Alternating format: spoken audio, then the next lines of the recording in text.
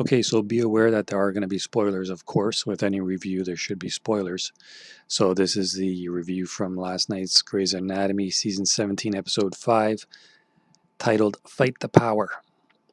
And it was another heavily emotional hour as COVID 19 still ravages the lives of those within the Grey's universe. Before anything, don't forget to subscribe. I do produce this kind of content daily, and it would help out the channel if you to become a part of the Mavakaga family. Mur's condition improved, but Tom wasn't doing well, and Bailey's mother fell ill. Sadly, by the end of Grey's Anatomy Season 17, Episode 5, there was a death. The show insists on this love story to first-line responders and workers on the front line of this pandemic. They're hitting every feeling on the head and not leaving any stone unturned. It's commendable of them to devote this much time and energy into this even when, to put it bluntly, it's depressing as hell. They're producing beautiful storytelling and thought-provoking dialogue and conversations. Grey's Anatomy is in your face about the pandemic, and they're addressing everything they can in a raw manner, regardless of how anyone feels about it. And I respect that. It evokes a myriad of emotions, which is precisely the point of it all. Of all the installments we've seen, this one focused heavily on the disproportionate effects that COVID-19 had on Black and Brown communities. While it's something the series has mentioned a few times during the season, this is the first installment that delved into it with Bailey's mother. She is the face of many victims of the virus. She was a senior-aged Black woman with Alzheimer's who resided in a nursing home. Despite not knowing much of Bailey's mother before all of this, connecting her story to someone we are familiar with packed the emotional punch. Chandra Wilson is a force, and she works magic when she gets these moments to shine. From the moment she found out about her mother's nursing home having an outbreak, to the heartbreaking scene of her singing to her mother as she passed away, it was a beautifully heart-trending ride. One of the best things about it was how the hour relied on the close but rarely used bond she has with Maggie. If anyone could help support Bailey through this difficult time, Maggie could. It called upon Maggie's previous experience losing her mother. Maggie knew what it was like saying goodbye to her mom as she passed away to something that was beyond their control. Maggie's endless support of Bailey felt right, despite her consistent role in this series as a supportive figure who doesn't get it often in return. But this time, it was rooted in a deeper bonding and sisterhood that worked well for this hour. In particular, it led to a quietly stunning scene with Bailey and Maggie on a park bench talking, and the intimacy of the moment along with the conversation felt as if they were intruders eavesdropping. Bailey felt lost as she pondered what to do about her mother. Her mom was dying, and she couldn't tell if it was her mother's wishes or if she needed something else entirely. But then it made her think of all the fond things about her mother and growing up. She shared that her mother called her 4 times to wish her a happy birthday and left messages, and Bailey kept them because of the knowledge that it could be the last time her mother remembered. She spoke about how different she was from her mother, and it led to inquiries about what was right and wrong, and how things would feel on the other side of a decision with Maggie.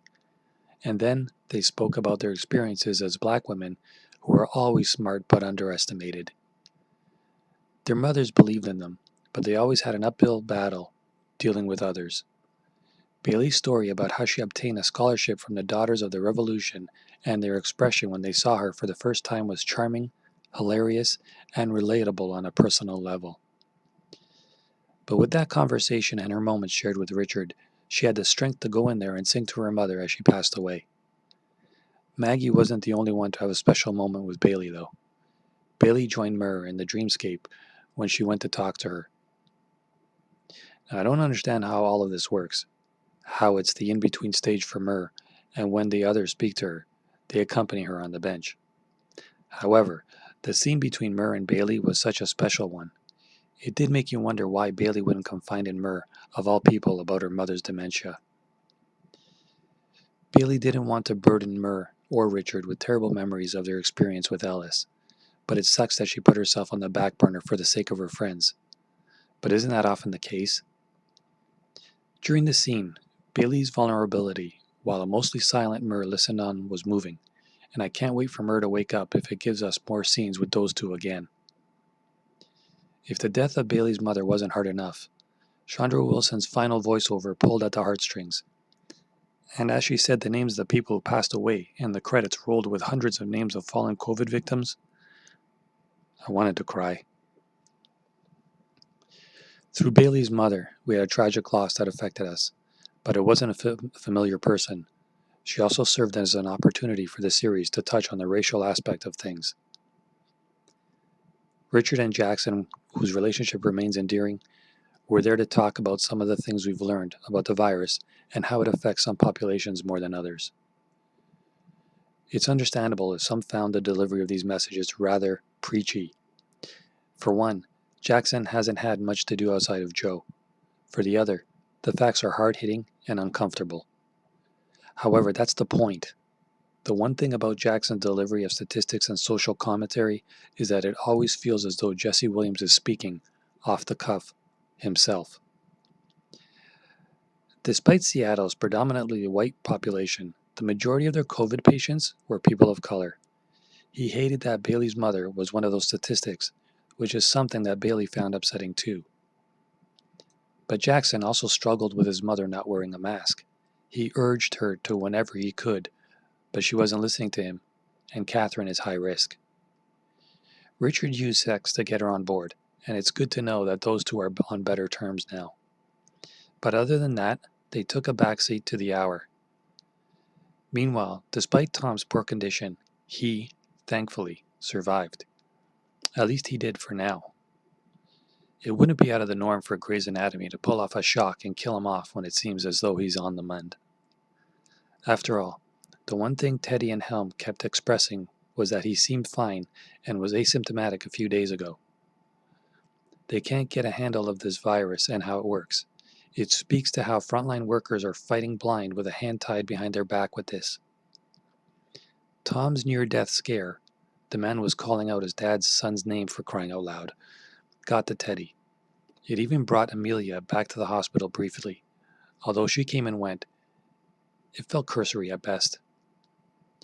It's still odd that no one cared much. Amelia's presence gave us the amusement of Link not knowing she slept with him before, and a chance for Teddy to whine again about how she's the hospital's pariah. But she did get to speak to Tom and express, in her Teddy way, how much she cares about him and wants his friendship. Teddy manages to get around real apologies all of the time, and for whatever reason, it worked again. Again, do please leave a thumbs up. It helps me a lot.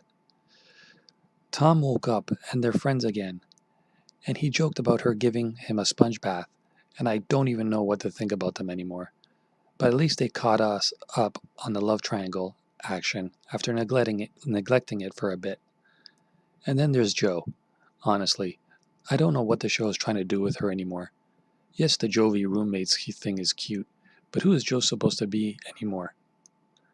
She came into the hospital, and her relentless ragging on the foreign doctor, who obviously had worse conditions practicing in his home country, for being happy was a pointless storyline. It felt as though she was trying to be some dark and twisty Meredith Light again, and it's tiresome. Without Alex, she's lost. Most of the time, her entire characterization revolved around her connection to him. Even now, her great revelation by the end of the hour is that she wants to change specialties. Jo went from a field that she got into because she attempted to be like Meredith, and now Jo wants to get into obstetricians after she delivered a baby. It's not entirely dissimilar from Alex's trajectory. But most of that is neither here nor there. For most of the season, Jo's portion of the narrative feels like empty fodder and filler that detracts from everything else going on, and it's mostly useless. So over to you now, Grey's fanatics. How emotional was this episode for you? Are you relieved Tom survived? Do let me know in the comment section below. And as I said, please don't forget to subscribe, as there will be more and more reviews coming daily. I am also going to be talking about the next episode in my next video, so do check that out. It'll be in the link at the top. And yeah, so thanks for joining, and we'll get to you all on the next video. For now, as always, stay safe, stay strong, peace and love. And again, thanks for watching. Mavakaga out.